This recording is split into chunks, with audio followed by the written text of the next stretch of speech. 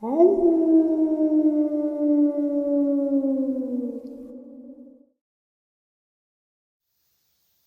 and salutations, everyone. I hope everyone is still doing well, and welcome to tonight's second half.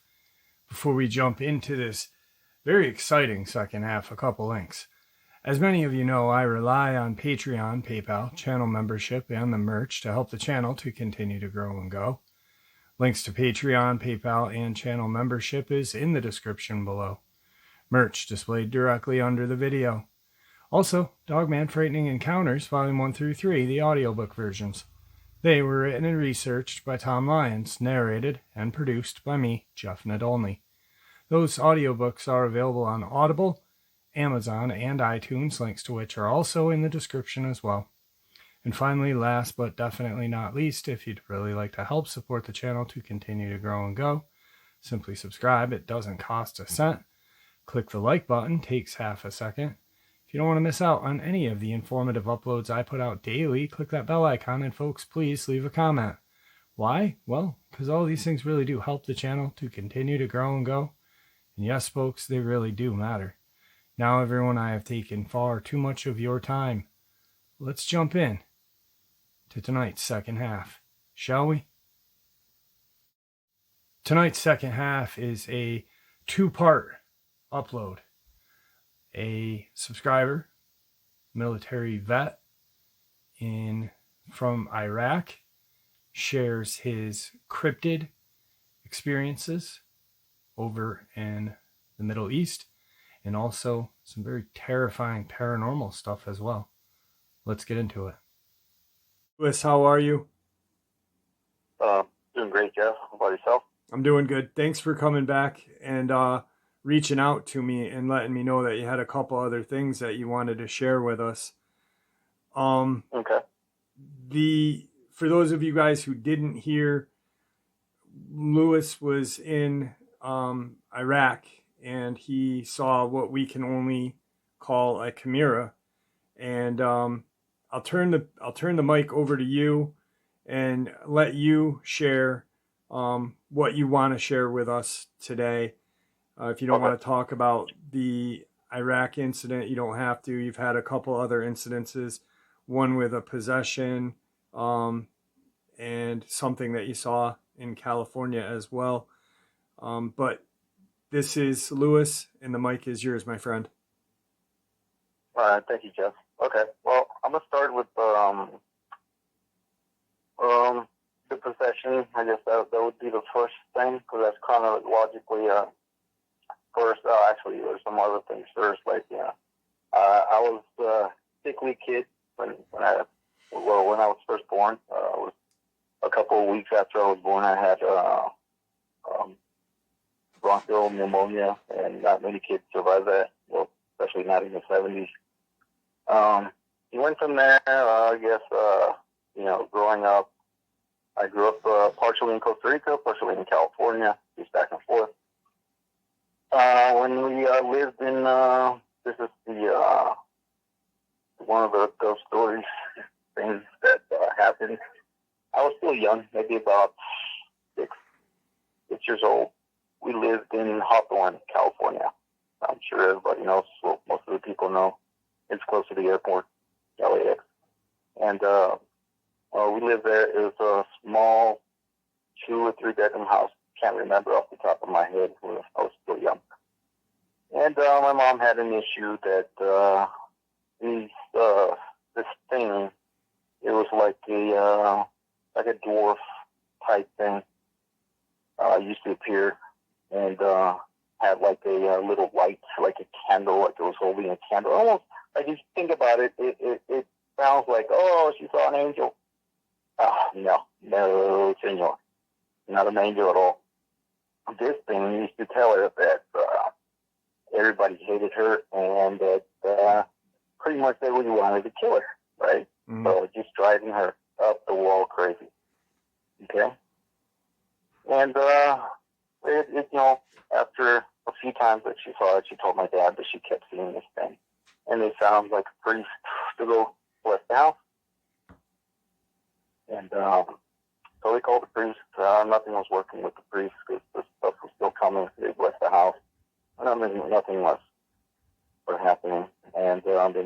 went and asked one of those, like a shaman type person, that worked in, different stuff, different type of,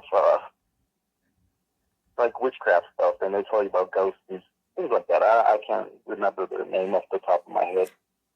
But, yeah, he told them that they had to do this thing where they had to put, like, salt around the house, holy water, and a bunch of stuff, but she could not do it. Like, my mom could not do it, and especially not the kids, right? And there were times where we didn't spend time at home because of this thing that kept appearing to her. So my dad told her that, okay, he was going to work, and he would do it, like, the following day. So you know how women are. They just want the stuff done now. So she went ahead and did it, right? Yeah. Well, they beat the living crap out of this woman. I mean, she had scratches on her back, bruises all over her face. When we came back from school, we thought, well, shit, my dad probably beat her up or something. And my dad came home, and he was as shocked as we were. Like, so what happened?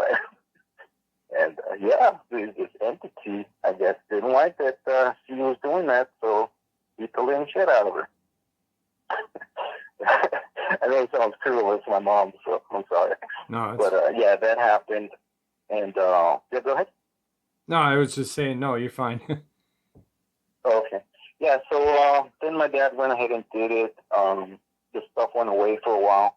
And then we started getting, like, this mold. It was this creepy mold. It was weird because it was like around, I can't really determine the height of it, but it was like around my mom's shoulders, maybe less. It was like this mold that just came from the bottom all the way up to just that level, all around the house, like instantly. It wasn't like, oh, you know how mold grows, like gradually? Yeah. The stuff will start coming out. No, this stuff was like overnight, boom, this shit's on the wall. And they're like, what? And the stuff started happening again. This thing wasn't happy. And he like wanted her to pretty much kill us all in the middle of the night. Wow. So my dad woke up one day because she awoke. Oh, I don't know if she was awake. She was more like in a trance. She got up, went to the kitchen, and grabbed the kitchen knife. So he stopped her. Then we moved. Lickety split. Like really quick, we moved away from that house because, who'd want to live like that, right? Right. And my dad didn't really believe in this stuff. He does. Not only does he believe in some stuff, but he's more like a ancient aliens type of guy. So, so yeah, that was the first one. Now I'm gonna fast forward to my teenage years.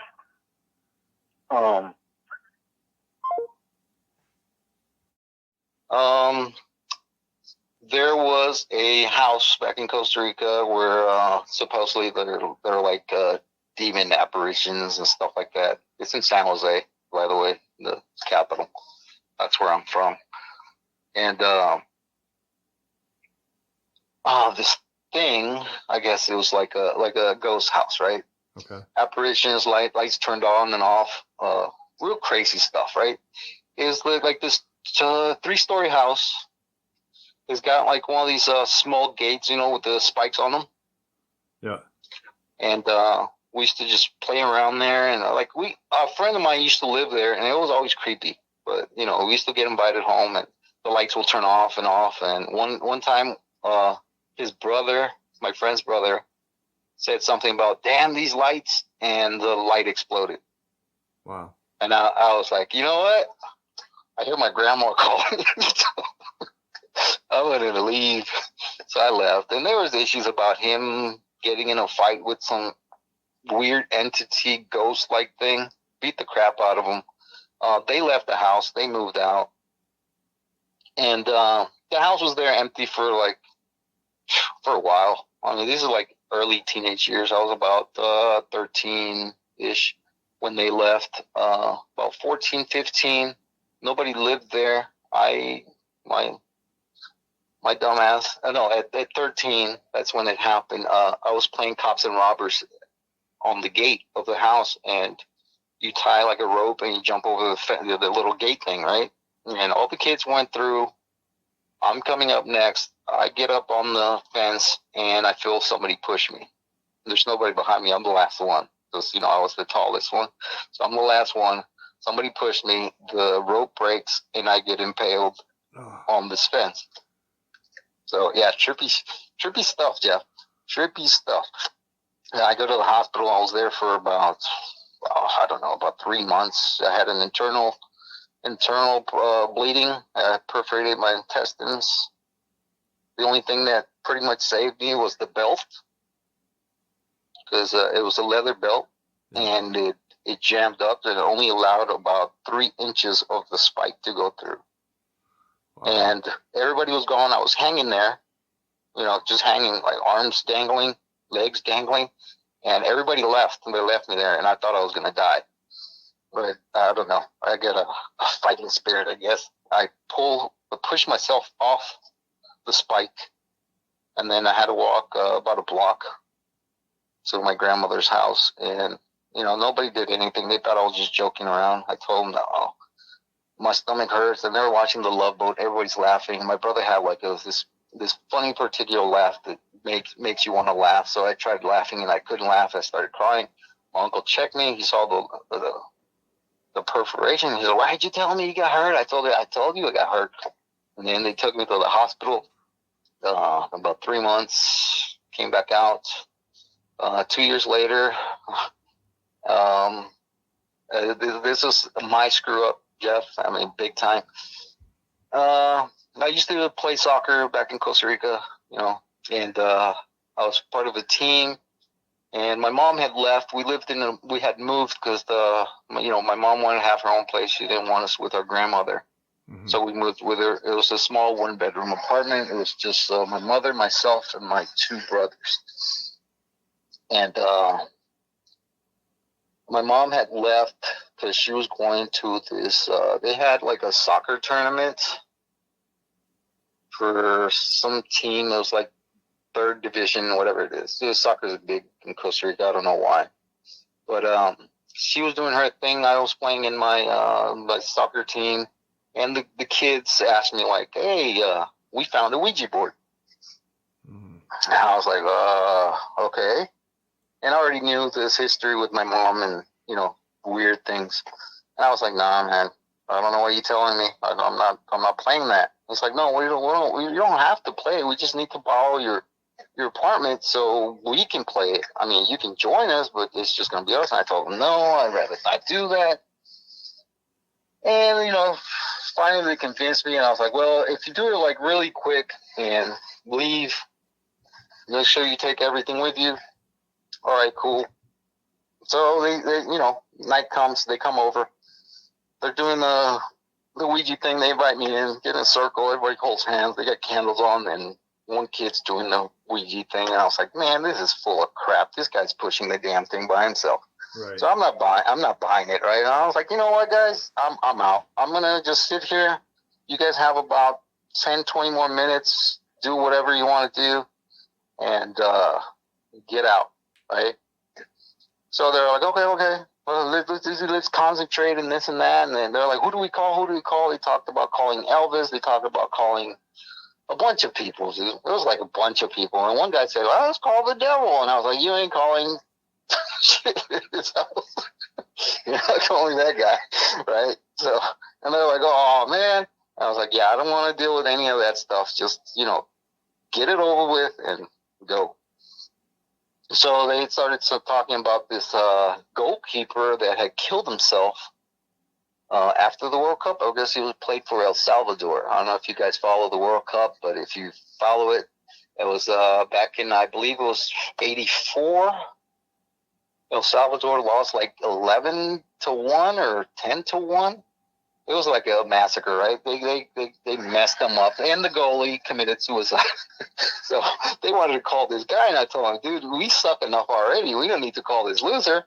But I'm on the sidelines, right, Jeff? Right. I'm like, just telling him, like, just hurry up and do what you got to do, but don't call stupid shit like that. And especially like a goalie that got 10 goals scored on him. He's not going to be any help for us. So they called. They started chanting, and I didn't catch who they were channeling. Right? They started just chanting, and you got your candle in the center. They got the Ouija board. And I opened a bottle of Coke with a buddy of mine that had stopped playing himself too. He just got up and told me, I'm done. So we're drinking a Coke each. We're sitting there watching them, and we're like whispering, like telling jokes, like, what do you think they're going to do? Or something's going to pull their legs or something like that. It's just going to be hilarious. This and that. They're chanting, Jeff. And all of a sudden, it was like, I don't know if you've seen like like a torch, like, that shoots the flame, right? Yeah. Well, it's a little torch lighter type thing, like this flame shoots up. Well, that's pretty much what the candle did. I've never seen a candle do that. It was crazy. It was so crazy and fast, Jeff, that it was like 2 seconds. This thing, well, after it did the shots, like, the flame just shoots out, like up. And all of a sudden, it was like, poof, like this big flame, and the candle just disintegrated, like went down, and it was lights out. Like the apartment was in darkness. We couldn't turn on the lights. None of the light switch worked. One kid said something grabbed him. Tables went flying. The sofa went flying. There was nobody by the sofa. It was just chaos in that apartment. It's a tiny apartment, so shit's flying everywhere, like furniture going all over the place. These kids finally get the door through the apartment open, and they haul ass. About 10 minutes later, me trying to call them back to come pick up their shit and go.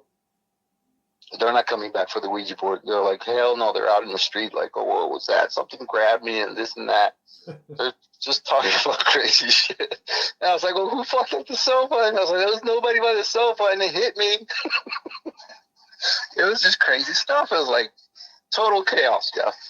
I mean, now it's funny. Back then, it's still funny, but it still kind of like gives me like a little pause. I don't want to mess with that stuff. So the thing that happened afterwards, the lights came on. We finally got the lights off. The thing with the sofa, like one of the arms were completely ripped off. Like it got yanked off the sofa. It was flipped off on its side, right? The table was off towards where the sofas were, in the living room. It was just crazy stuff. It was like a tornado went through there. And furniture, I'm telling you, furniture was flying everywhere. It's just freaking, it was ridiculous. I don't know how anybody didn't get killed. Right. With stuff flying. And it's not like a light sofa. You know how they used to build sofas before? It was like they were kind of heavy. 300 pounds, 400 pounds. Yeah, well, this one, it wasn't that kind of heavy, but it was still heavy. It was up about over 100, 120, 150 pounds. That's just 100-something pounds flying where a bunch of 13, 14-year-olds, somebody's going to get hurt. Luckily, nobody got hurt. But anyway, I grabbed the Ouija board, I chuck it out, and tell them, you guys didn't even tell this thing to fucking go. Go away, you right? And they're gone. Disappeared. They grabbed the Ouija board and hauled ass in their little bicycles and took off. My buddy and I started moving furniture around. Like the arm that was ripped off, we faced that arm towards the wall so my mom would notice, and my friends were like, luckily he stayed. He was scared.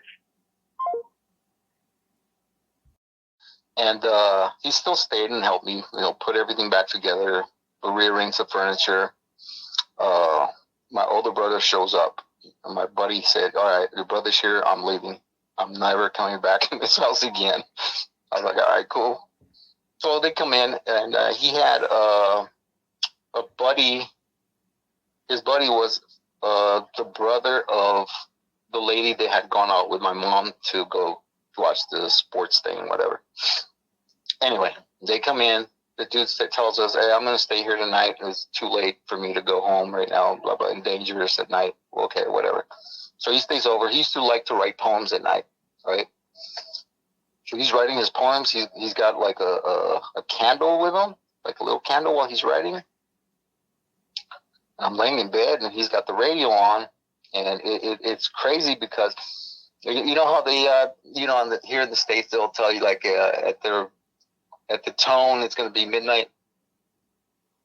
It's the same thing down there. They tell you when the bell rings, it's going to be midnight. Okay. As soon as the bells rang on the radio, it was like somebody was trying to break in through the window, like beating the crap out of this window. And I jumped out of bed, like, what was that? Everybody heard it. Like, my brothers heard it. They jumped out of bed, and they're like, what is it? And I was like, I don't know. Somebody's in the backyard. It's not really like a backyard. It's almost like a 10 by 12 concrete, slab on the ground, about 15-foot high wall. Okay. With broken shards of glass up on top and barbed wire to keep people from breaking in. So we're looking at this thing when we went out to the yard, to the little patio, and we're looking up. We're like, well, there's nobody back here. Who did that? And we were like, I don't know. Back to bed. We go back to bed. 20 minutes later, it happens again.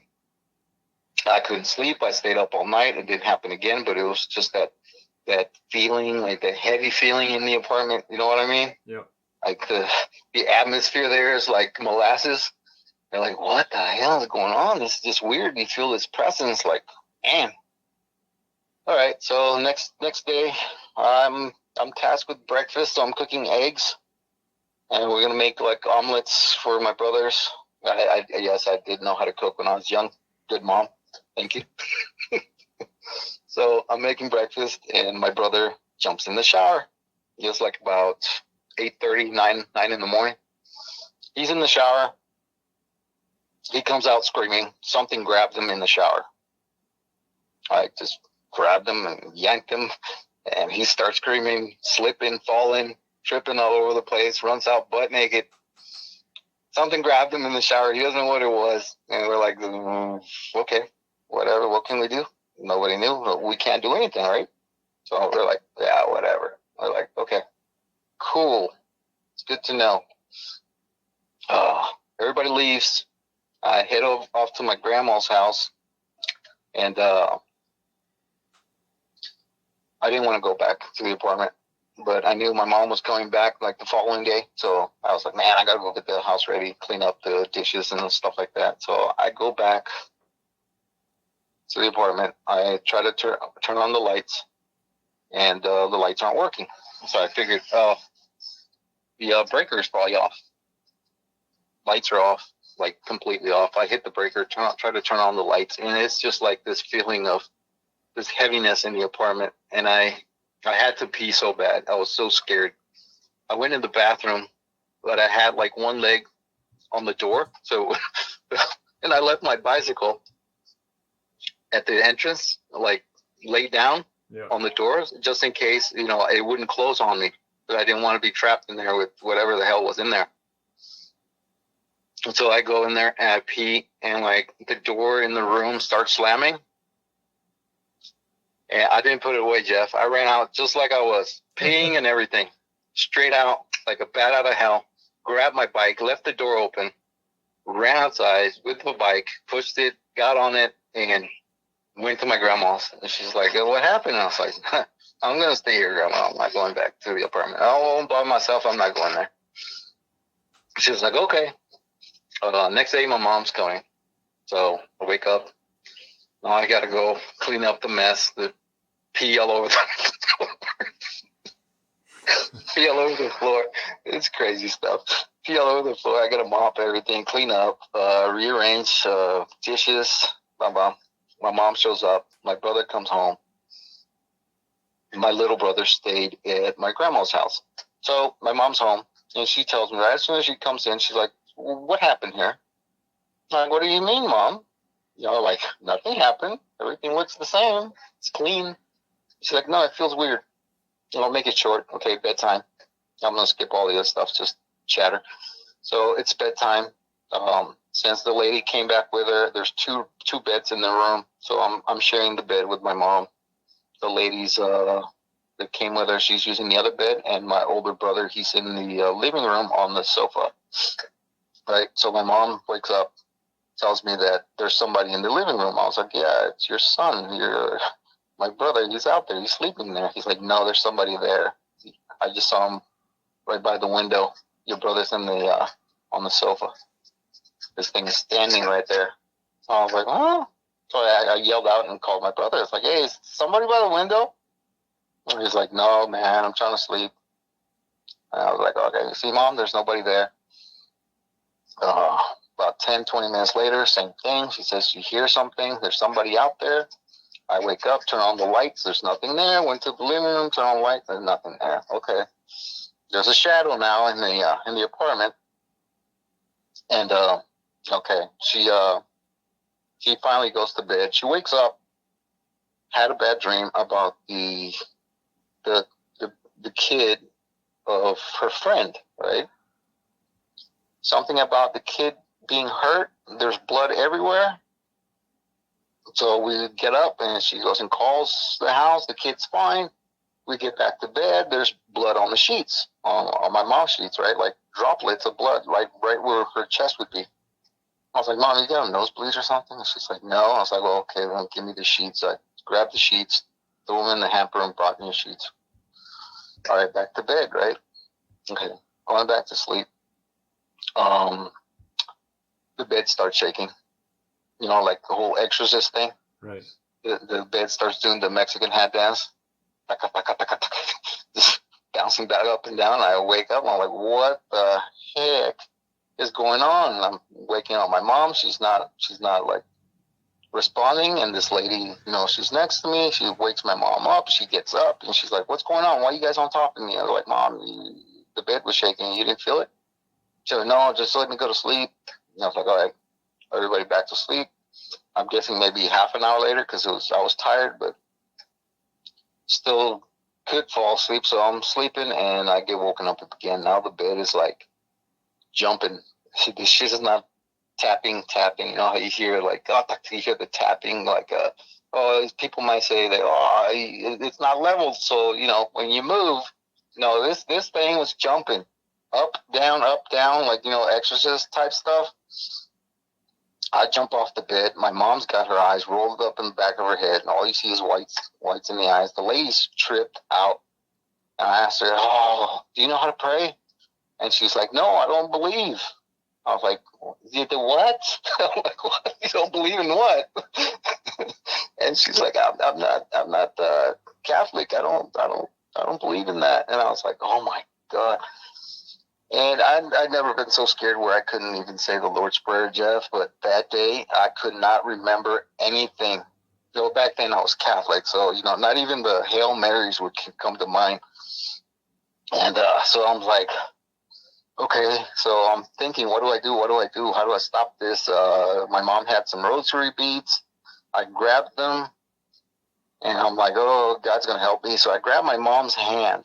Yeah, you know, I'm grabbing my mom's hand. She's got them like clenched up on her chest, like both hands, like holding the sheets, and you can see like white knuckles in red. All right, so I grab her hand, and you know how like water boils? Yeah. You see those bubbles? That's what her skin's doing now. Like this stuff is like coming out of her hand, like her skin's bubbling. And I grabbed her hand, and the trippiest thing is, when I grabbed her hand, maybe it took 3 seconds. These bubbles started coming on my hand. So I just let her go. I was like, oh, hell no. I'm not touching it. No. I'm like, no. This is not happening. So I don't know what to do. I can't remember a single prayer. So all I did was like wrap her hands in the rosary beads. And I sat there and I was like, Lord Jesus, I can't remember a single prayer. But please help me. And all of a sudden, like, she wakes up. She's like, what are you doing? I'm like, Mom, you wouldn't believe what just happened. And she's like, something happened. I was like, yeah, I know something happened. So she's telling me, like, no, something happened. What happened in this house? So, and I told her. And she wasn't happy at all. I think it was like maybe a week after that, we were out of there. Yeah, and that's the that one with the paranormal. And I guess So hopefully I don't leave. your mom had this experience prior to where the little like Yes, creature was trying to kill her, and right. then she had to deal with this like Ouija board.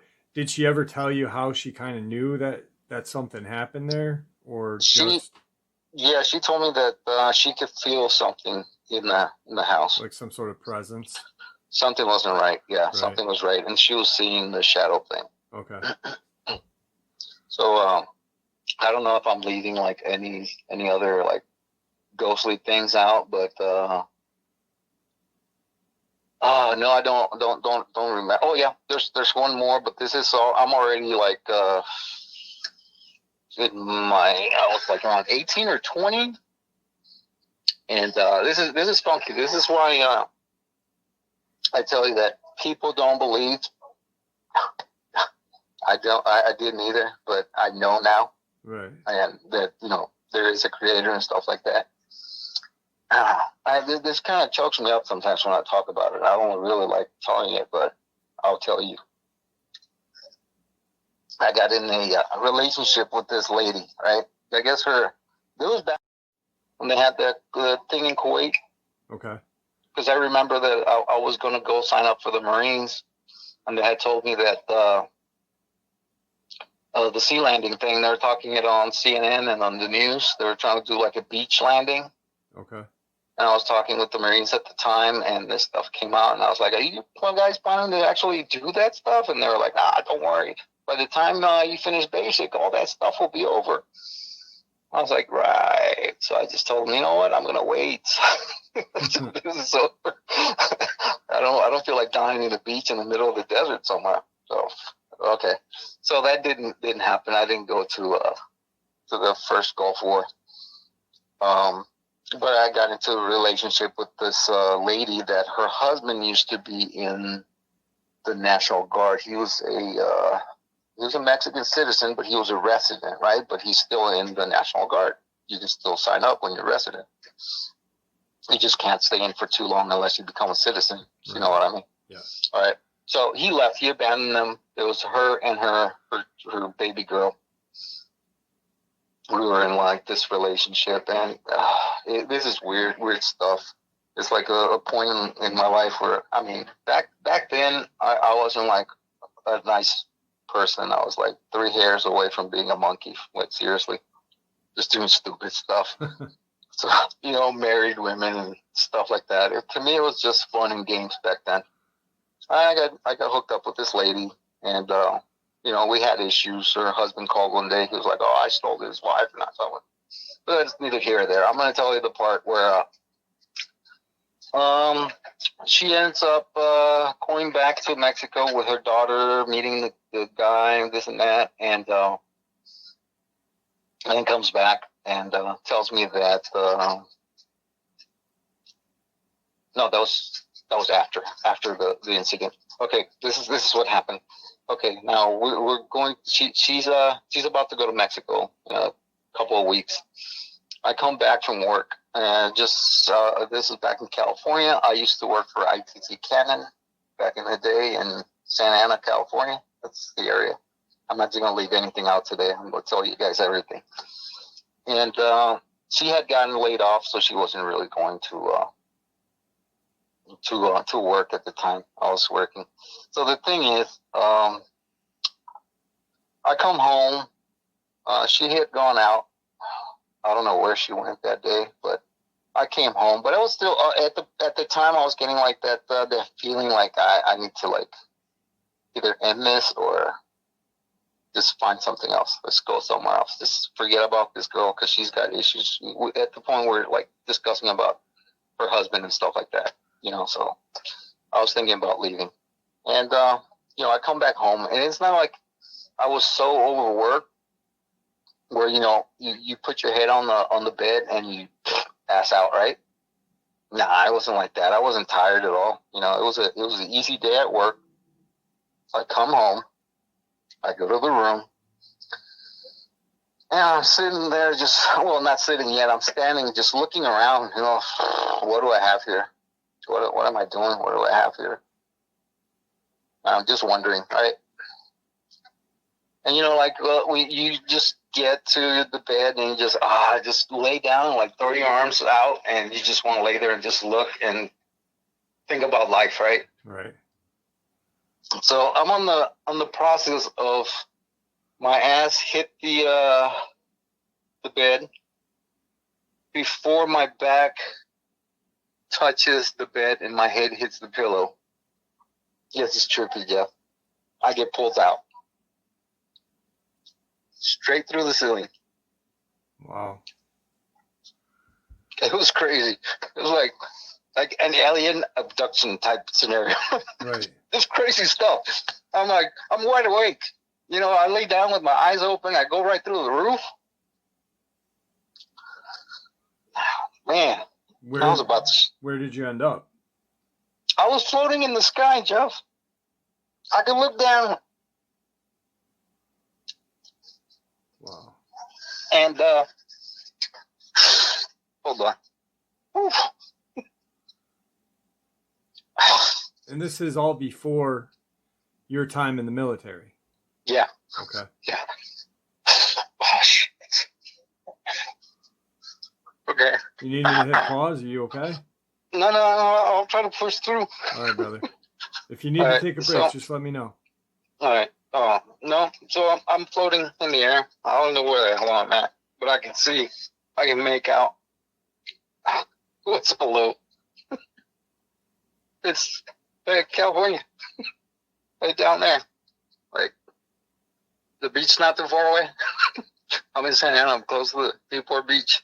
And stuff like that. I'm like, oh my God, where am I? Why am I here? And this voice comes up and tells me, like, straight up, I don't know, when you're a kid and your dad yelled at you, but not like a yell, but a really stern voice. Yeah. That's how it was. It was this booming voice just tells me, you have to leave this woman. And I'm stupid. I'm not a fucking retard, Jeff. I tell him, why am I going to leave her? I love her. I didn't really love her. And it was like, you will leave her or you're going to regret it for the rest of your life. And I was like, oh, okay. I'll do it. Okay. And all of a sudden, like,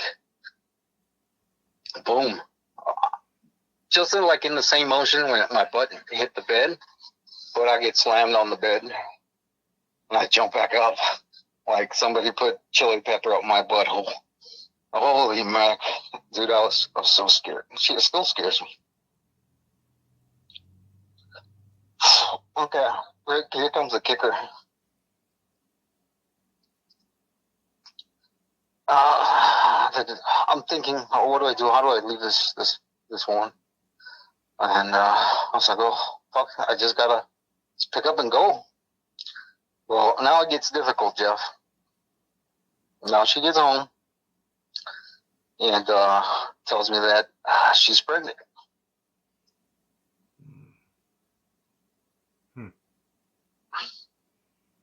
And I was like, yeah, it's over. It's done. And not in the sense where it's over, I'm leaving you knocked up with a kid. Yeah, no, not like that. I was like, my goose is cooked, right? Yeah. Oh, it's hard. Oh, so and at this time, that's when she starts telling me that she wants to go back with her husband. And I told her, well, it's the kid's mine, right? And she's like, yes, there's nobody else it's going to be. It's your kid. And I'm like, so we got to think on what we're doing. And she's like, well, what do you mean what we're doing? And I go back to my husband and you go your way. And I was like, oh, hold up. You're going to have my kid with this guy that couldn't even stay with you when the war popped off. He was scared. He left you. He left everything behind. He left his own kid. Why would I allow you to take my child with this person? So she's like, well, it's either that or she'll have an abortion. And okay, I was like, oh, what to do, Jeff? What to do? You're kind of stuck in a rock and a hard place on that. Yeah, exactly what the voice told me. I'm fucked. So, well, we decided that she wasn't gonna have it, and well, that happened, right? I mean, people say, "Oh man, you're tired, you're hallucinating, or maybe chemicals you work with, maybe you hallucinate." No, it's not like that. It's not like that. I'll tell you the second part. God, Jesus. So, months go by, and my brother at the time, he was gay, and he had AIDS back then. Pretty much, you had AIDS, you were gonna die. Death sentence, yeah. Yeah. So, we're at the point where he's in bed. He had come up with some weird stuff on his feet, so they had to burn him off, and that he was pretty much an invalid. He couldn't walk anymore because of the burns on his feet. And he was pretty much bedridden. He's on his last days. And I think like a week after this happened, what I'm going to tell you is when he passed away. So I go visit him because I was still living in Santa Ana, and he was living in North Hollywood. And I go visit. It was towards the time where they had the LA riots. Yeah. Yeah, after that. So, so we're going through this, and he tells me that he needs to talk to me, but he doesn't want Mom to be there. And I told him, what's wrong? Well, you got to tell me. Why can't she be here? And he tells me just that he just wants to talk to me in private because he doesn't want my mom to hear this. And I was like, okay, well, that's kind of weird. I mean, I never had any issues with my brother. I loved him to death. I mean, just wish he wasn't gay, but that's his choice. That was a choice he made. Right. But so my mom tells me he gets delirious sometimes, and it doesn't matter. He can't see me. He was already blind. He couldn't see her, and I told him, all right, George, Mom's not here. Go ahead and tell me what you got to tell him. He's like, are you sure she's not here? Because I don't want her to find out what happened. And I was like, what happened? I mean, between us, there isn't any issues like weird stuff that happened that she can't find out, like this family secret. Nothing like that. Damn. Hold up. And he tells me that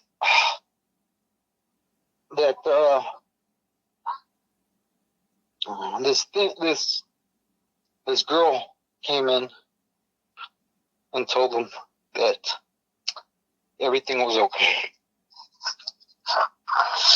That she understood why I did it, and she forgave me. Give me a second. Yeah.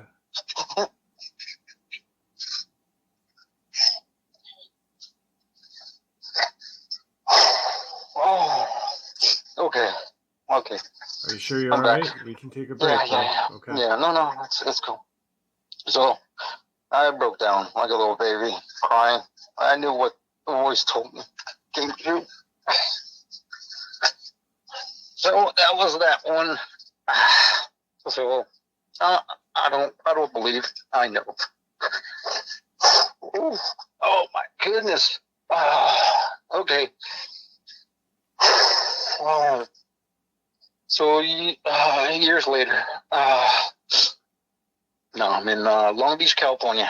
That's the encounter I told you when I was driving a cab. Yep. This actually happened before I signed up for the military. I signed up in August of what year? 98. Okay. August of 98. That's when I signed up. So it was like a couple months, maybe July, June, around that time. Like I told you before, I was driving a cab in Long Beach. I had parked at the airport for the late flight. But I posted myself in it's not like towns because it's Lakewood, Long Beach, but there's like small town type things in between. Or little hamlets. Yeah, they have little hamlets. They got like, this is the city of whatever. I can't remember the name of it, but yeah. But anyway, so I posted myself there, and no, I wasn't getting a ride from the airport. There was like nobody coming out. I was like sixth, seventh, whatever, and on the spot waiting for a ride. So I was like, you know what? I'm just gonna take the call. It's just down the road. I'll jump on the freeway and just pick them up and started driving. Whew, man, I started driving, and as I'm going down the road, I get the address. I check out. Okay, it's like a couple stops more. Well, no, about three stops, so about 3 miles off. I'm driving on the freeway. It's late. For some reason, it was kind of odd. There's like no traffic whatsoever coming on the return from, what was it, the 405 I told you? On the freeway. Yeah, I think it was the 405. I think it was the 405. You said you couldn't remember if it was the 605 or the 405. Yeah, I'm thinking more like the 405 because I was heading south. Okay. Towards Los, I think it was Los Altos. It's right below Lakewood, but I mean Los Altos. Then you have like little city here, city there. But there's different names, little spots, little Alamitos, stuff like that. But they're all part of the Long Beach area, Lakewood, whatever. I'm heading south, but at the point where I'm going up, yeah, it's dark. I told you that. Like I said, this thing looked like a gorilla. It's crazy. This is nuts. It's like a gorilla running on the return lanes, jumps over the center divider, and cuts me off and goes straight into the bushes on the right-hand side. And I flipped out. I was like, whoa, was that? You know, I was like, whoa, what was that? I was like, you know, it's not like I can keep my eye on whatever it is that's running next to me on the other side of the freeway. Because I'm driving. I don't want to, like, it's just weird. There's like no traffic. I'm like the only car there. And like right before I exit, you can see lights coming over. Like the cars are going north. I was like, why would it happen like to me like at this point, at this moment? Like, wow, what are the odds of that? So I called the dispatch. I was like, hey, do you guys know if like an animal escaped the zoo, or if there's a zoo here, or a transfer or whatever? They're like, no, what did you see? And I told them, I think I just seen like this huge gorilla running on all fours across the freeway. And they're like, no, what time did you start working? And I was like, it was in the afternoon. It wasn't that late. I mean, it wasn't that early. It's not like I'd driven like, dude, it wasn't even like not even 8 hours that I had been out.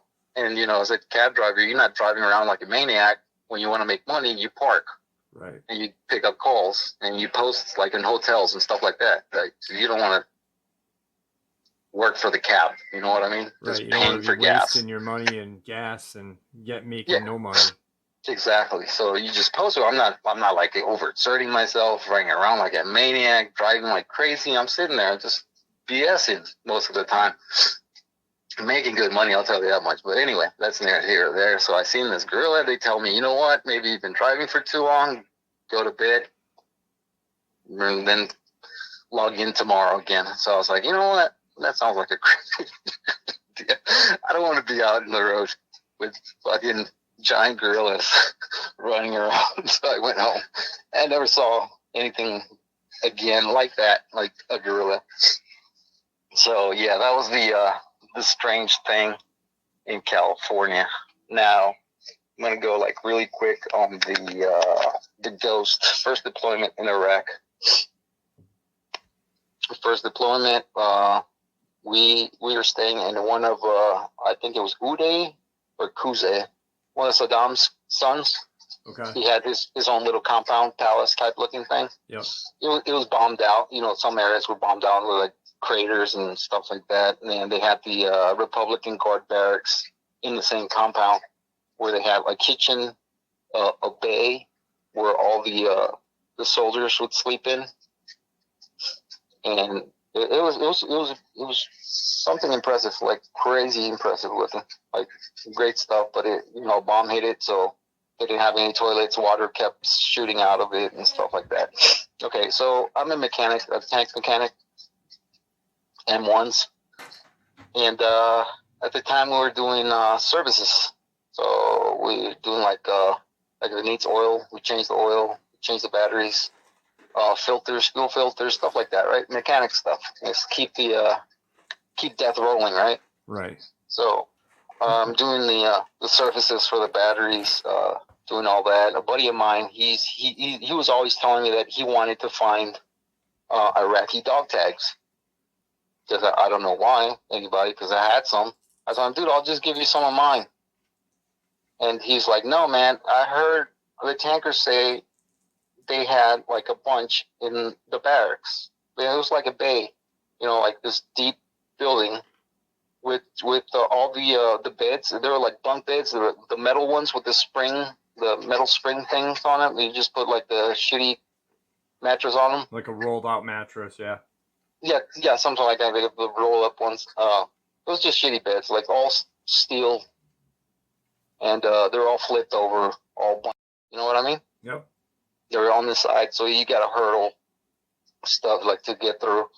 It was just crazy. It was a total mess in there. And he's like, I want to go in there. And I was like, oh, man. Like, really? I'm like, let me finish here and then come back. And we'll go in there. He didn't want to go alone because he said that place freaked him out. And, like, everybody kept talking about, like, shadows and stuff in there. Like, crazy stuff. It was just crazy. And I was like, shadows and stuff. And I kept thinking back of the Ouija board thing and the shadow guy and stuff like that. And, like, stories my mom would tell me about shadow people that she used to see. Just crazy things. And I started thinking, like, shadow, these guys, whatever. Okay, cool. So I'm working. I see him coming. I got a tool bag. So I didn't have to roll out, like, a big set of tools. So you just grab what you need and you put them in a bag. And my weapon, because you had to be armed 24/7 anywhere you go around the compound. Right. You never know when, people break in. Or we had people break in and start blowing stuff up. And it's just crazy. It was craziness. But anywho, I'm sitting there. I got this tool bag that you sling on your shoulder. So I slung the tool bag, and my buddy, he's got his it was the M16 back then, like the big musket-looking M16, not the cool M4 everybody has now.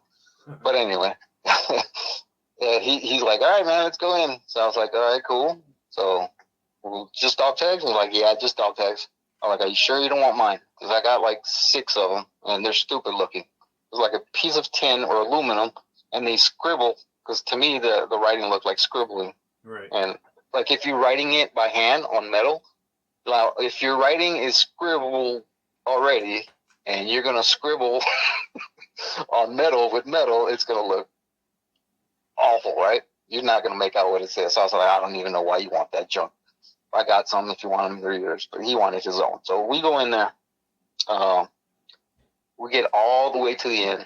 You can walk right through and you'll see the where their toilets. They look like, those Japanese crappers. It's just like porcelain on the ground with a hole. Yeah. And there's water flowing like the whole time. Yeah, it was like that. But the water was flowing because there were no system to flush it. It kept flowing because the pipes were busted. So there's water flowing like 24/7. I guess, the Army's, way of thinking is like, fuck, we're not going to fix it. We're not using it. So, water's just flowing out there. So I was like, yeah, okay. Well, it's water from the river. I don't know if it was the Tigers or the Euphrates. Whatever. Either one. I don't know. We're like right in Baghdad, But yeah. So he's looking around, and I could hear him like, "What the fuck?" Sorry about the language. That people get offended, But anyway, he's like, what the? And then he tells me, hey, well, in the Army, we go by last names. And so he tells me, hey, Vega, I got to go take a deuce. So, and he's just like trails off. I'm like, so what? He's like, so I'll be right back. Maybe 10 minutes. I was like, oh, so now I got to find your stuff. And he's like, yeah, man, just if you find one, just bring it. And he takes off. He bolted. Like, I never seen him move that fast, even when he was supposed to run for the PT test. He just hauls ass. Gone. I was like, wow, man, that was quick. And I'm looking, like peripheral vision, where the entrance to the bathroom area was, or exit of the bay is. That's where the bathrooms are, but they're kind of like on the outside. It was a separate building, and that's where the crappers and the urinals were. Like you walked about 8 feet, and you're on the other building, the restroom area. But you can see right through it. It's daytime, so it's sun's out. You can see everything. Sun's coming in through the holes in the wall, the windows. So it was lit up. It wasn't like I saw shadows. Didn't see shadows there. So I'm looking. I see something moving on my peripheral, like something like poked, like something pokes like in and then hides back again. And I'm like, what? What the hell? So I started talking like somebody else was there. I was like, Little, is that you? Well, his last name was Little. So I'm like, Little, is that you? And he's like, he's like, nothing, because he's not there. He's not back yet. I'm like, Little, you better answer, mother effer. We got live ammo here. It's not playing around. You know what they told us? If you see somebody come in, you shoot, and you ask questions later. You better answer. You friendly or foe? It's just trying to make it like funny for me, but I'm still kind of like nervous. Trying to like, so I was like, what the? I'm like, damn. Okay. Not cool at all. So I reach over. I say, well, this SOB is going to get vented, whoever it is. So I reach over to grab the grip on my M16. And guess what I grabbed, Jeff? A crescent wrench. So my dumb ass grabbed the tool bag, slung it, and left the M16 on the gun barrel of the tank. Oh, no. So I'm thinking, yeah, I'm done. Right? I'm toast. If this is a supposedly insurgent, he's probably got an AK with him. He crossed the river, got in, and now I'm done. So I look over, like it's not like peripheral anymore. It's more like almost not at, but towards it. And now I see, and it's like a person, Middle Eastern, not a long beard. It looked like it had, almost like it had been trimmed, and like a head just popped out. Something pokes out, and you can almost see like the shoulders come out and the head. And I'm like, oh my God. Hey, so I started talking like somebody else is there with me. So, because I'm in trouble now, man. I don't have a weapon. All I got is a tool bag with a bunch of tools. And I'm talking like a crazy person, like somebody else is there with me. And I'm like, you know what? Fuck it. Next time he pokes out, I'm going to throw this wrench at him and then take off running. Hopefully, I knock him off balance and he doesn't shoot me or whatever. But I need to go grab my weapon. And I look over, and now when I'm looking straight at where that entrance is, it's not like a small door. It's like for a double door. You know what I mean? Yep. Like a double door entrance. So it's wide. And I look at it, and this thing is like coming out. Like now it doesn't care. Like if I see him, this thing comes out, and all I can see is like the head. It almost looks like what, like in the zombie movies, like somebody just recently got bit. The kind of palish, bluish kind of color. Right.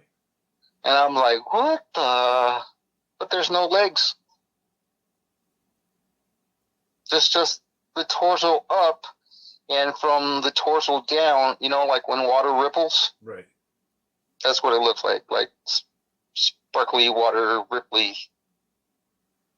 just weird stuff. So, shit, I just grabbed that crescent wrench and chucked it like straight, man. If I would have been a baseball player, that would have been a beautiful strike, dude. Right down the middle. Nothing. It went right through it and hit the shitter on the back. Wow. And when I seen that thing go through, about face, and man, I would have made the Bolt jealous, dude. And I did hurdles. I was jumping the bed bunks, so they're sideways. Yep. On the side. So I'm jumping, hurdling stuff. I'm running out.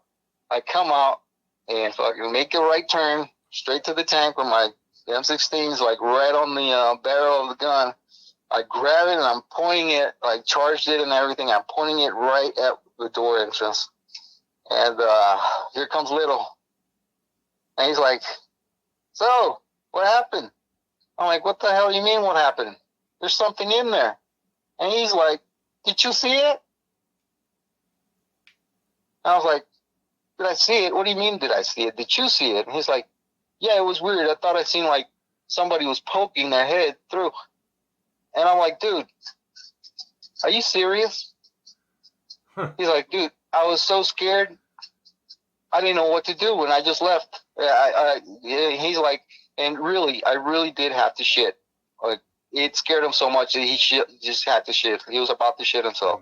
I'm like, dude, and you left me there? And he's like, well, probably a ghost, so I didn't think it was going to do anything to you. And I'm like, dude, are you freaking shitting me?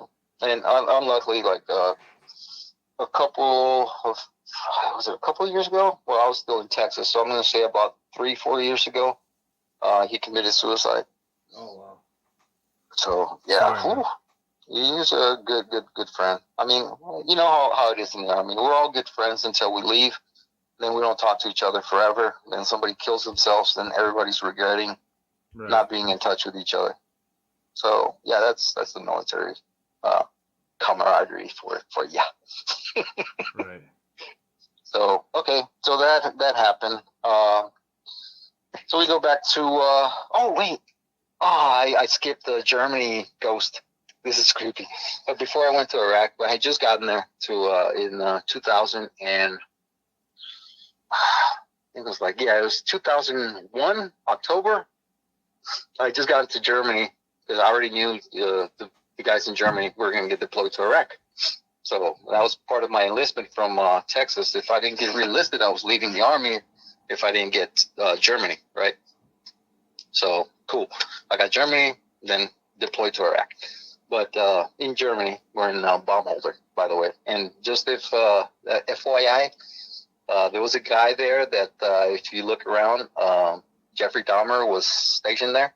We found his medical records. Okay. And, we're cleaning out the aid station, and we found Jeffrey Dahmer's medical records there. But anyway, he wasn't the ghost I saw. But luckily, because he would have ate me. But anyway, I get to Germany. I'm watching Band of Brothers. It was hot back then, Yeah. And a couple of guys, we were like, we just got in there. We had been like in there within a week. It was like a group of 4 that we arrived to Germany. Within that week, we arrived. The unit was out in the field, getting ready and stuff like that.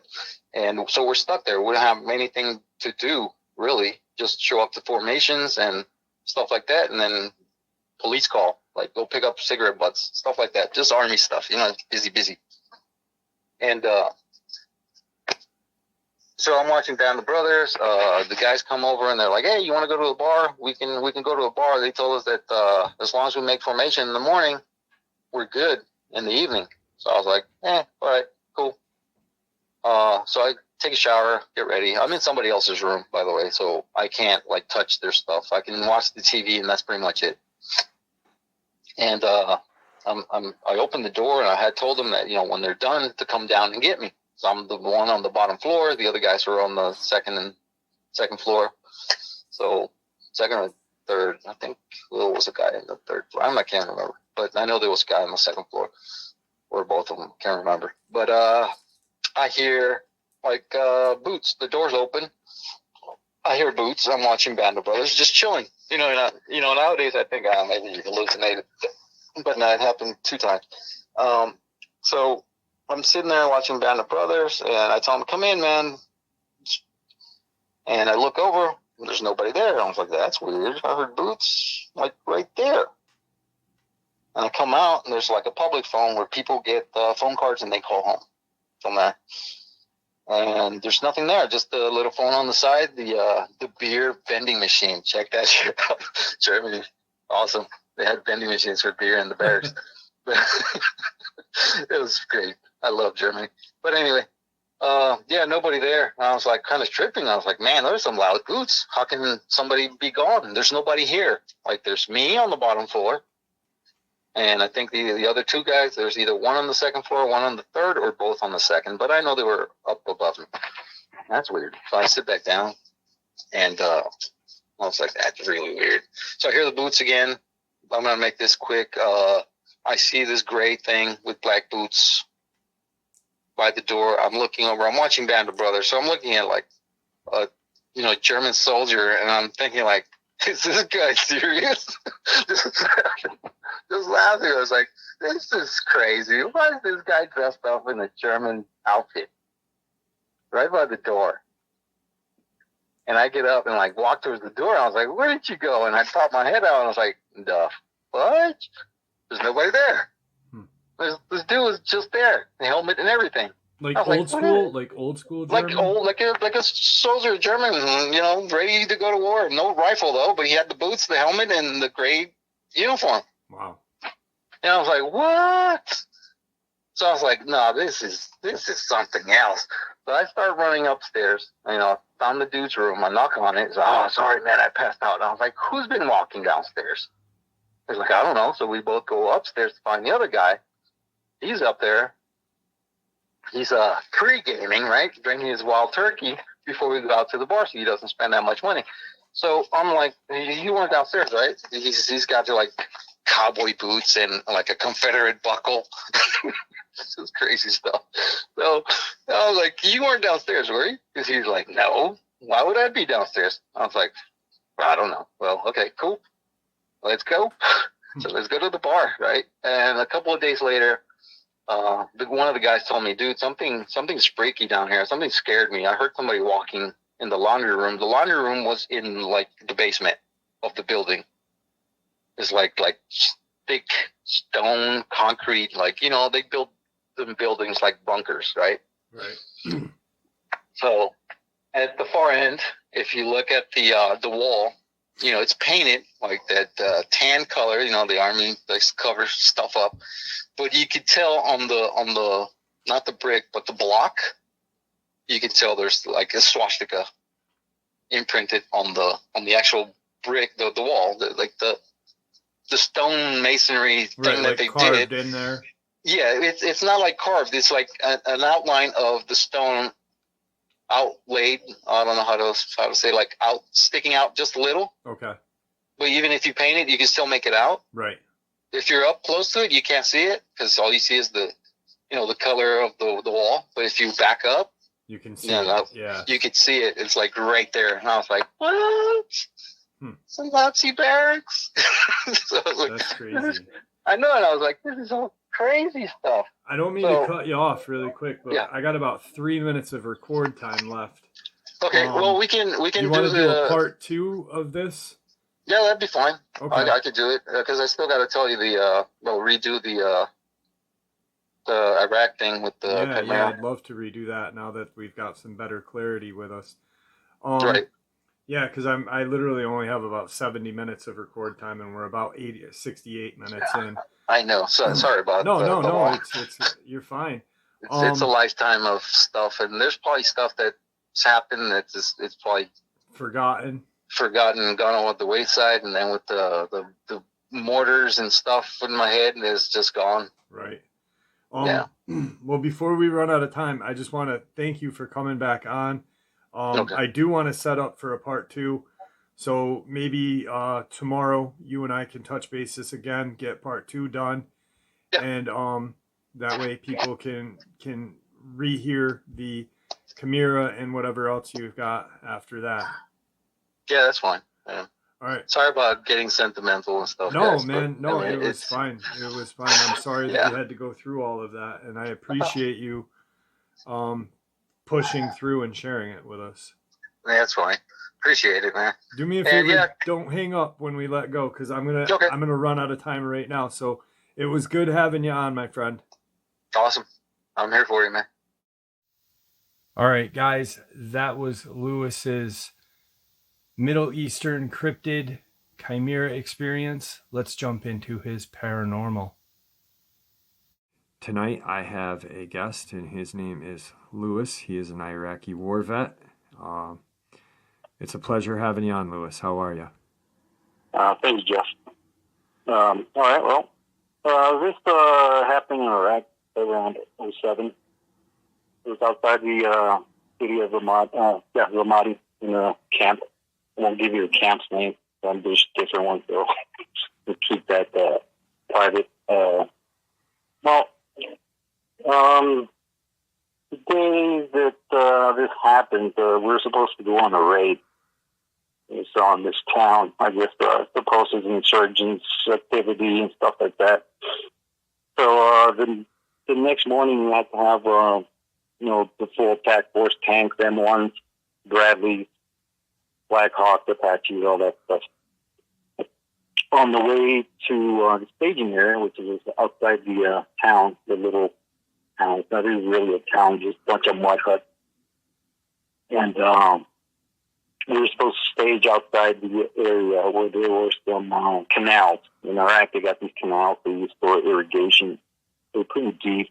I mean, if you fell in there, good luck, because they are pretty deep. I mean, the water's pretty much not that deep, but they're down there. There's a lot of marsh. It's like a marsh, but tall grass, and it drops about maybe 6, 7, 8 feet, somewhere deeper. There's like a little bridge made out of sand over a large, say like a pipe, but it's not really a pipe. It's really big. You pretty much can go in there just so the water can flow from one side to the other, and they usually so they can cross. Vehicles go through.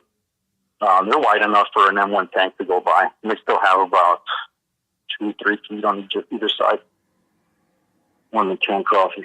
We were supposed to stage on the other side of the canal, but to our misfortune, one of the tanks threw track.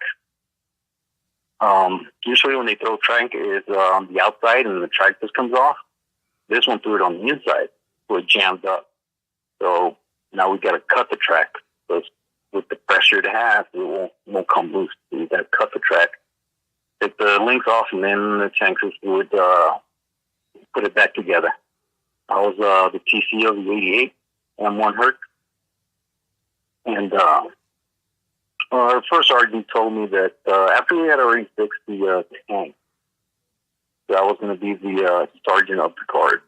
So what that entails is that pretty much I have to make sure that the guys that are staging in a semicircle are up.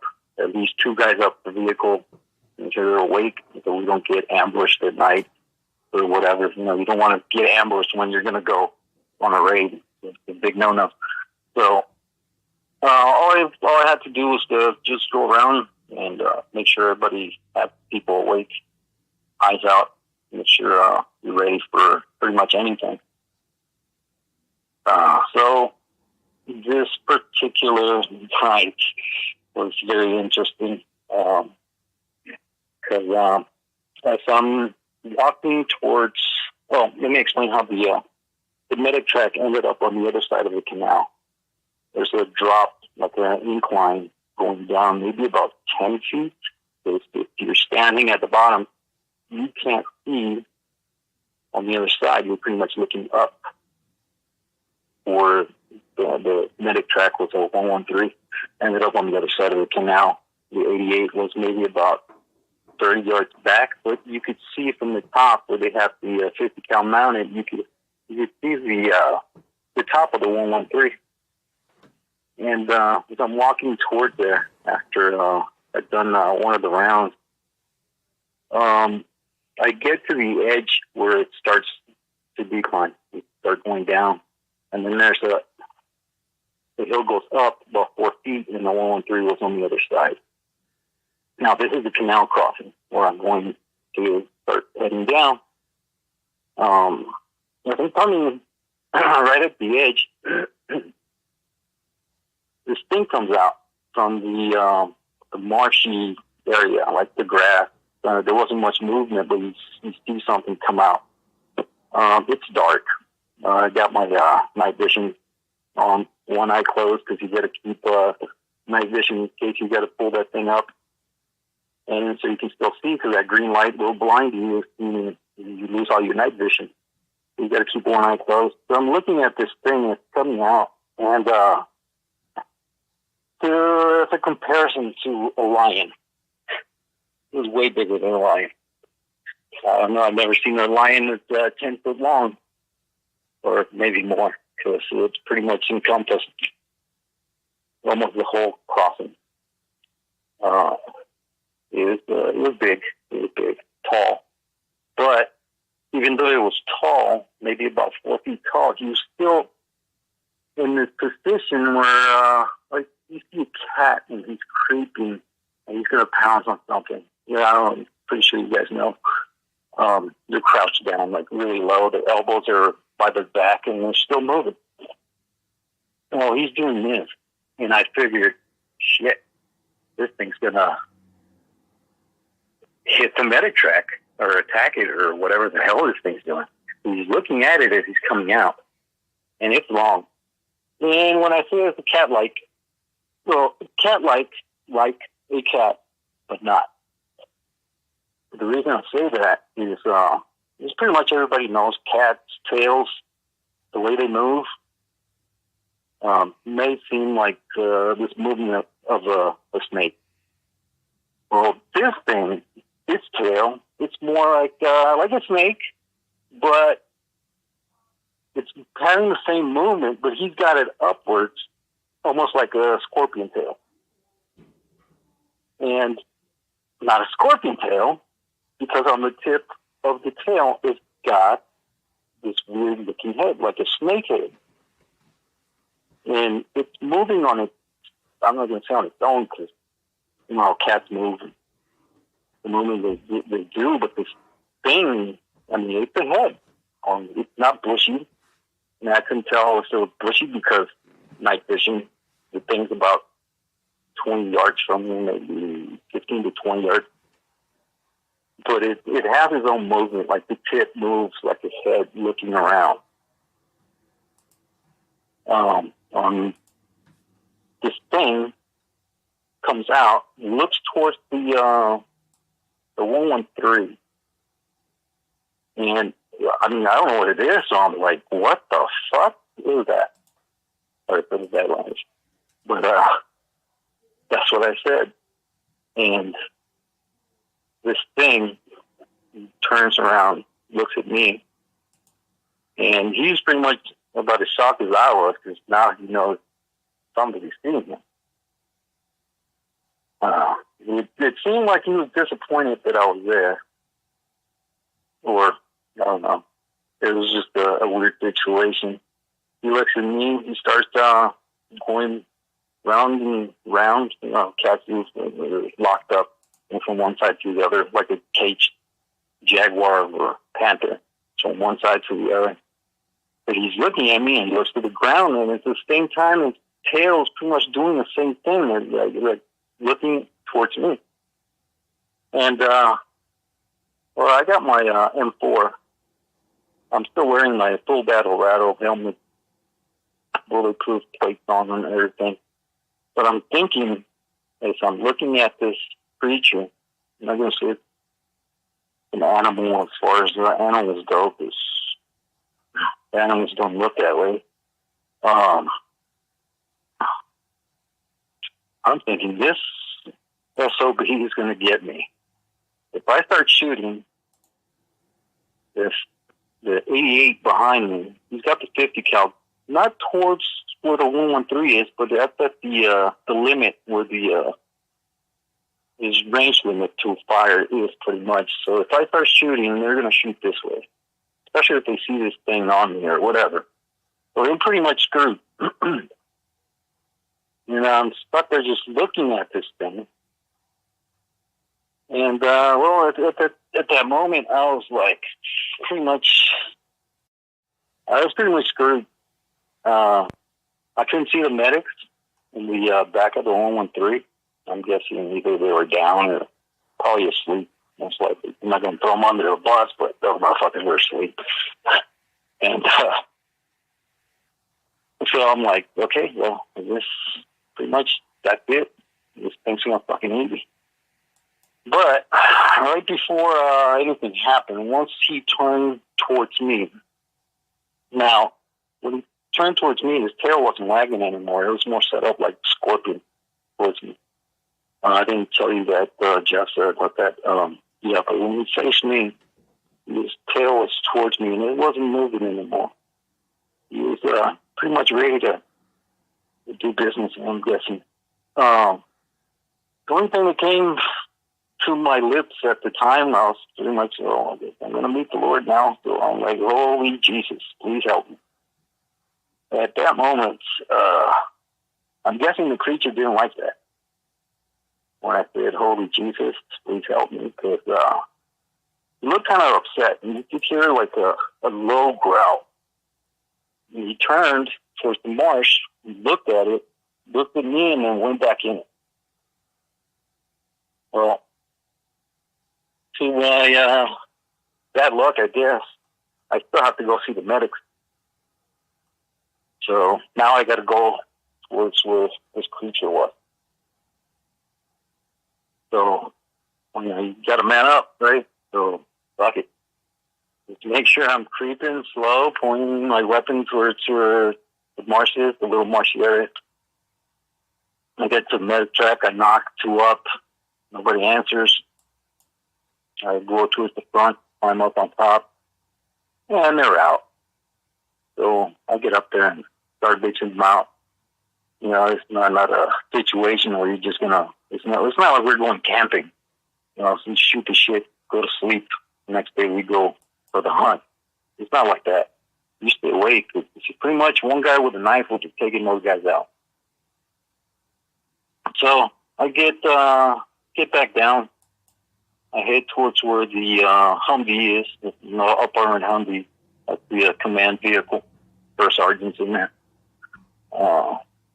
I didn't want to sound like a nutcase. So before I went to the Humvee, I told the medic, keep an eye out for dogs. What am I going to tell them? So, and people, something out there that could hurt them or hurt us, anyone. So I left them. They were going to stay up now. And headed over to where the Humvee was. I talked to the guy that's on the Humvee on the Crow system. And I asked him to keep an eye towards the little marshy area because I had seen some type of animal. I told one of those dogs, what am I going to tell him? I think dog control was, if he sees a blotch of heat, he can shoot, hopefully take him out with the 50. But, yeah, then, like I said, my misfortune, I was sergeant of the guard, so I still have to continue roving. I was hoping that was it. It was like just a chance encounter. Seeing the thing, it's gone. A few weeks later, you forget it even happened. Walked over to the 88 after going around the tanks and letting them know to keep their heads up. They're watching on their own system. They got the night vision and infrared, whatever, heat sensing systems we got. They also have the stare, which if something's crawling towards you at night and you can't see, all you see is the heat signatures, even though it might be camouflage somewhere where they can hide it. It'll still leave a trail on your screen that something is moving out there. So I was good with that. I was like, all right, these guys are good over here. So I headed over to the 88 and I told the guy on the 50 to keep an extra eye out over to where I was going. If something happens, to wait until I get out of the way if he's got fire.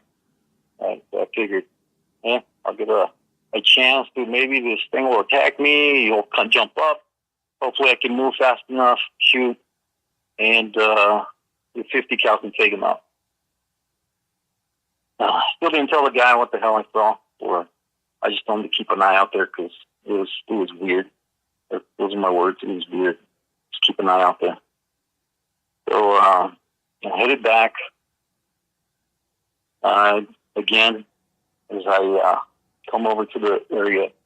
You better start going down. It was weird because it was just meant to be. We made up again. This time I had already taken a couple of steps down. The creature comes up. He seen me, and I said, "What the fuck again?" And you could tell, like, I don't know, animals disappointed or something that he got seen. He did his couple of turns and jumped back into the marshy area, and that's the last time I saw him. I thought it was just going to be that one time, but no, he let me know that he was there. It was yeah, holy shit. Yeah, that's definitely. Now, when you and I first started talking, you had shared with me that you have seen, while you were in Iraq, you had seen, a full-grown male lion. And yes. So how big lions are. And this thing was huge. I mean, this creature that you saw in the canal was just... Oh, it was maybe about 2.5 times as long, taller than the lion. Yeah. The lion standing on all fours. Yeah, he was taller than that. So he was way taller. This was definitely, but I mean, like 12 feet long, maybe 11 feet long. About 11 feet long, not counting the tail, or the tail snake, whatever the frick that was. Now, the face of the creature, because you refer to it as cat-like, because the reason why you refer to it as cat-like, just so other people know, is because of its crouching position, more or less, right? What was the face, not the face on the tail, but the face on the part that was looking at you, where you could see its eyes? This hood. Well, I'm not going to be politically correct when I say this, but it looked like a retarded cat. Kind of like a mushed up head. The mouth was wider than it was long. I mean, I could see his eyes. I know his eyes glued. They glowed. I could see the eyes with the NVGs when I raised it up to take a look. I mean, the sighting, it wasn't like a couple of seconds. We were there for a few minutes. I had enough time to raise my night vision, open my the eye that I keep closed so I can have night vision, and I could still see his eyes. No, I can't say there was a moon out, and if it was like way on the horizon. So that it wasn't the glare of the moon or any light, because we have no lights. I wasn't walking around, not even with the red flashlight. Just the night vision. That was it. Right. So that was my next question. That was my next question for you was there any light? And you just answered it. So this creature's eyes were obviously a glowing yellow color. Yeah. And They're big. They were big. They're about maybe a little bit bigger than the golf ball. Okay. Now the face or the head on the tail, was there any characteristics on that you saw, or? Yeah, it was like a snake. Like a snake. It opened. It had a mouth. Now the like a I'll go as far as say not like, can't really tell if it had fangs or not, but it had a mouth. It opened it. That's crazy. Now these are, you and I had we talked for about an hour and 20 minutes. Yeah. And this is just one of the crazy cryptid, I hate using the word monster, but that have been seen in the Middle East. And, like you said to me earlier, there's a lot of area to hide there because it's not like here, it's the population is spread out. There's a lot of caves, there's a lot of mountains, there's just terrain that we don't have over here. Yeah, they can go for miles. If they move at night, you're not gonna see them. Yeah, you're not gonna see them. I mean, and they're I'm guessing they're fast. This thing was big.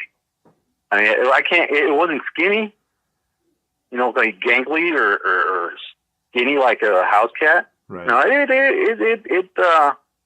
was a good killing machine if it wanted to. Yeah, that's definitely right there is a definite strange sighting, and not what I thought it was going to be. Like when after I seen it, I had try to go and look around to see cat-like creatures, and the only thing I came up with was a chimera, which the picture they have on Yahoo, well, they got a bunch of them, but the one that's closest to it is one that has the they put horns on this thing, but I didn't see any horns. There's a picture of one that's got like these talons on the feet. I can't say I saw talons, and then if it did have talons, I couldn't see them because of the sand. The sand is soft over that crossing. It's like powdery. So we could have dug I didn't see the feet. Like exactly, I didn't see the feet. I can't tell if they had claws. There was more the head and the tail. On Yahoo, they got a picture of one that looks almost like a lion with horns, and it got like a viper's tail. That's pretty much what I saw. Yeah. I just looked it up really quick, and it's called the Chimera of Arazoa or Arazo, and it's like a big, huge lion. Looks like a cat. Yeah, huge lion-like creature with a viperistic looking tail. Very terrifying looking. Huh. Wow. I mean, I used to joke around with people that saw Bigfoot, but holy shit. What did I see? Yeah, definitely. Something. I mean, it's weirder than Bigfoot. Yeah. I mean, two heads are better than one for killing, I guess. Yeah, while you're distracted with one head, the snake head will poison the crap out of you, and those talons will rip you to shreds. Bring on the Dogman, right? Yeah, exactly. Wow. I mean, these things are crazy looking. Whew. Yeah. Thank you for sharing this with us. Couple of things, Louis. Thank you for your service to our country. Well, thank you. I mean, it's not over though. No, it's not. It's not. And thank you for coming on tonight and sharing this encounter. I really enjoyed just shooting the breeze with you, and then hearing this crazy encounter. I mean, I can't imagine what you must have been feeling like or thinking in your head. Yeah, it felt like makes you feel like Jello. Yeah. Because I mean, if there was another guy with an AK, yeah, I've been flying. I mean, yeah, you might get me, I might get him. This thing, he's gonna get you. Absolutely. Absolutely. Well, Lewis, is there anything that you'd like to say to the audience before we end the upload? Yeah, I got a short message. You know, guys, a lot of people see different things out there. Some people might think they're crazy, they're making it up. I was one of them. After I saw that, anything that people say is out there could be out there. What I saw, that's some fairy tale stuff. But they're there. They're out there. What else can be out there? I mean, a Dogman? That's not that far-fetched. Bigfoot? Definitely not. Right. If these things are out there, and if that Kandahar giant is real, what else is out there? I mean, if we don't get our heads out of our booties, we're going to be in trouble when they decide to come out. Absolutely. Yeah. And it might be sooner than later, and hopefully it's not, but who knows? Yeah. Maybe it is. They got free reign. They can go wherever they want. I mean, there's caves. There's been caves that you can go across continents. Yeah. They can nonstop. They can come out of anywhere they want. Absolutely. So, yeah. Yeah, it's a tale, I'll tell you. No And pun intended. thank you. Yeah. Oh, yeah, no pun intended with the tale. Hey, I appreciate it, Jeff. I love your show. It's creepy, but things are out there, man. Appreciate you. All right, folks, a lot of just fascinating and terrifying information right there. I hope you all enjoyed it as much as I enjoyed sharing it with you. I'd like to thank you all for supporting the channel. It is your support, after all, that keeps the channel growing and going, and what gives people like Lewis a chance to share their experiences, ideas, and theories here, judgment and ridicule free, just simply treated with the respect that we all deserve. Thank you. Everyone, please stay safe, happy, healthy, and ever vigilant. These creatures are real. These events are real.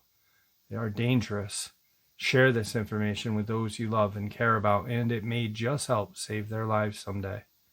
Until next time, never stop asking questions, never stop searching for answers, and God bless.